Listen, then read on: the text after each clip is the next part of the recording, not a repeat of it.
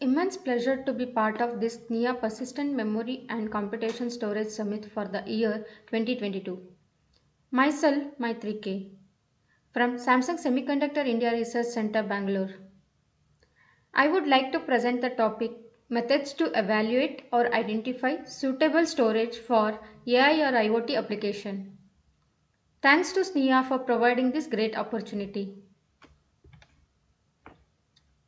Forward-looking statements made in this presentation are available in various technical forums. Here is the agenda for the session, starting with the introduction to the topic where we will discuss about unstructured data and trigger points for AI or IoT application.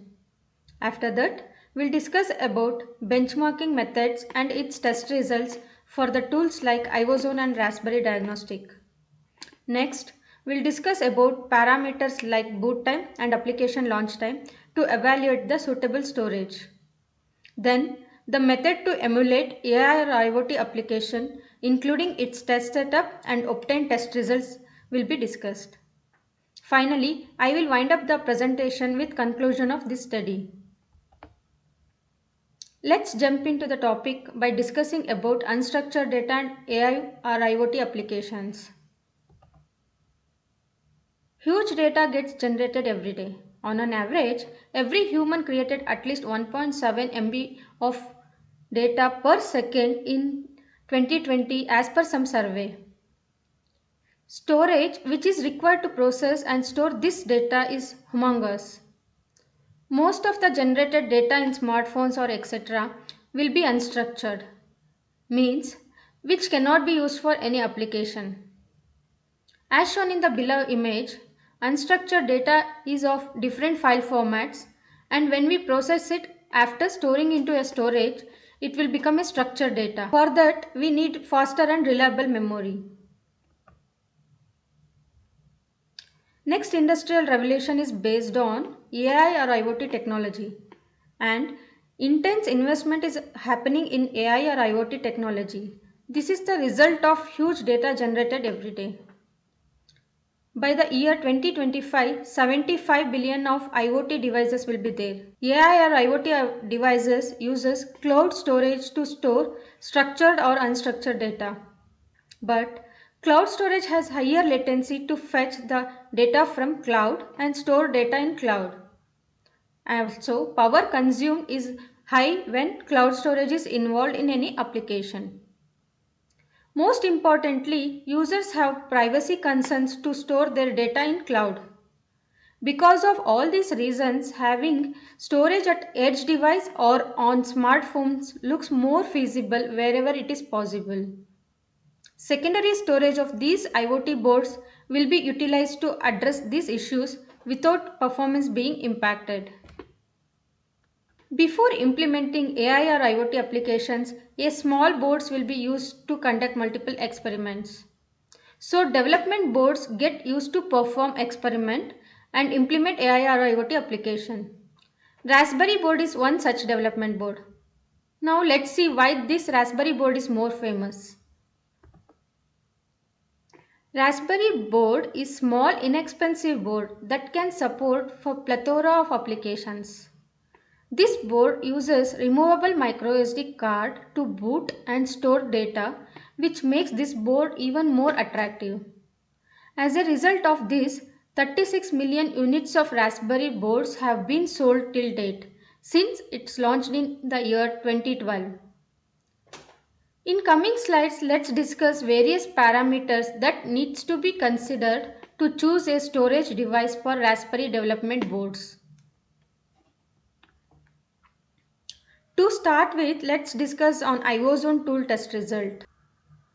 IOZone Tool generates and measures a variety of file operations, and also it runs under many operating systems.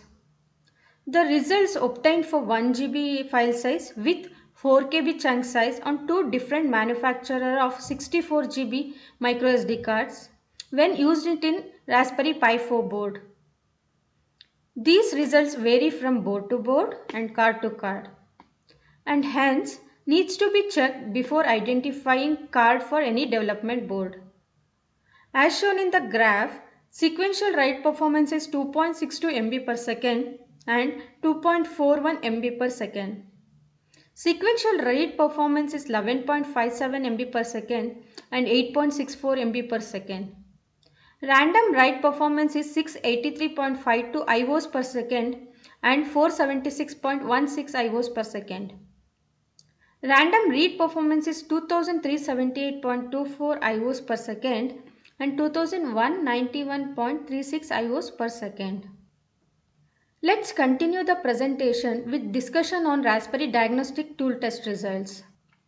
Raspberry board is having its in-house speed measurement test tool, which provides the performance of MicroSD card, which is suitable to the Raspberry board.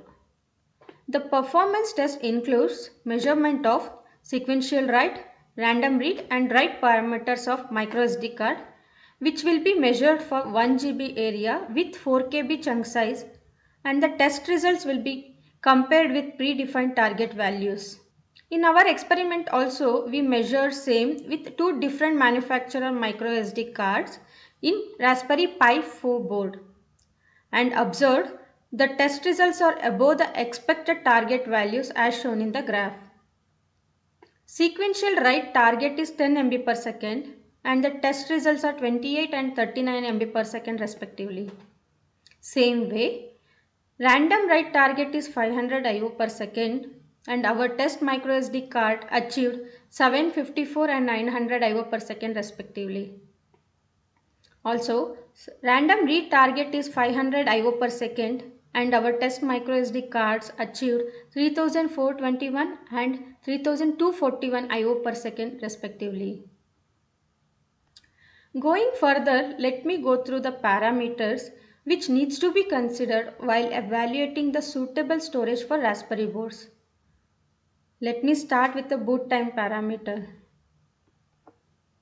Boot time is the time taken by the operating system to come up after turning on the Raspberry board. Boot time is the important parameter and it will depends on the performance of MicroSD card.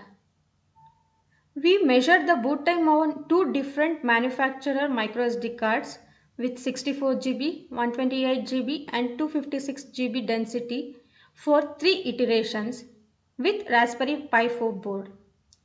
And it's clearly evident that average boot time of MicroSD card in Raspberry board remains same. That is approximately 14 seconds on MicroSD card, which is a fresh card, irrespective of card density as shown in the graph. Next parameter to consider to evaluate the suitable storage for Raspberry board is application launch time. There are many applications are available in Raspberry OS. Among them, we had chosen few popular applications like first one is LibreOffice, which is mainly used for official purpose like Excel, document and presentation, etc. Next application is GIMP application, that is GNU Image Manipulation Program application, which is popular for image editing. And thirdly, we selected Scratch 3 application, which is widely used for teaching programming to younger generation in a fun way. And also we selected few IDE based applications. When we verified the launch time of these applications by using two different manufacturer microSD cards, we observed LibreOffice application took on an average 3.23 seconds to launch. Then GIMP application took around 6.47 seconds to launch, but Scratch 3 application took on an average 44.81 seconds to launch, as shown in graph A. And few IDE based applications launch within 1 to 2 seconds duration, whereas BlueJ Java IDE application took around 9.8 seconds to launch the application in Raspbian OS, as shown in graph B. So far we came to know about the important parameters which needs to be considered while evaluating the suitable storage for Raspberry boards. Going ahead, let me share the method to emulate AI or IoT application setup and its test result. We have taken the example from AI or IoT application where images and videos were continuously stored in a microSD card. So we have emulated same using Raspberry board. As shown in the below image, we have done an emulation setup where a Raspberry Pi 4 board is connected to a system via Wi-Fi and that Raspberry Pi board is booted using microSD card. Then we copied predefined size of images and videos with different file size into two microSD cards. That is, one microSD card for copying only images and another microSD card to copy only video files. Then emulated AI or IoT application by using microSD card after copying predefined size of data into these cards and measured the boot time of the Raspberry Pi board for multiple iterations. Through this method of emulation of AI or IoT applications where various sensors are connected and copy of images or videos to store the connected to Raspberry board can be done. Through this method of emulation of AI or IoT applications where various sensors are connected and copy of image or video to storage which is connected to Raspberry board can be done. As per the setup discussed in previous slide, microSD card performance in Raspberry board is evaluated by measuring boot time after predefined data transfer like images and videos. Initially, measure the boot time of microSD card in which image and video will be copied respectively and observe 14.33 second boot time. Later, copied predefined size of images into one microSD card and video files into another microSD card. Then, measured the boot time of Raspberry board where Raspberry board took 24.1 seconds to boot with images copied microSD card and took 19.3 seconds to boot with video files copied microSD card. Repeated this sequence for multiple iterations and observed the boot time of Raspberry board with both image and video copied microSD card are keep on increasing after every iteration of data copy from system into microSD card as shown in the graph. So, with this method, evaluation of microSD card performance over a period of time when various applications are being used can be determined. With all these experiments, test results on microSD card storage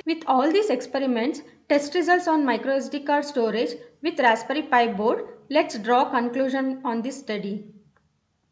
Firstly, this study and test results provided in this paper gives the parameter details that needs to be considered while choosing storage for development boards like Raspberry board. Secondly, irrespective of any density of microSD card, the boot time will vary based on Raspberry Pi board version. Also, boot time and application launch time are the important parameters to check how storage is performing when microSD card being used continuously. As a future enhancement, if USB port is used as a storage for Raspberry boards, it can perform better. Also, latest Raspberry boards allow user to boot from NVMe device, but cost of the solution will go up and also power consumed by devices are at higher side. At last, boards can also implement SD Express solution with necessary modification which is easy to implement to meet the needs of memory hungry and higher performance applications. For any queries related to this topic, please reach out to me to the mail ID shown in the slide. Last but not least, again I would like to thank SNIA for Persistent Memory and Computation Storage Summit for the year 2022 for providing this opportunity. Thank you all.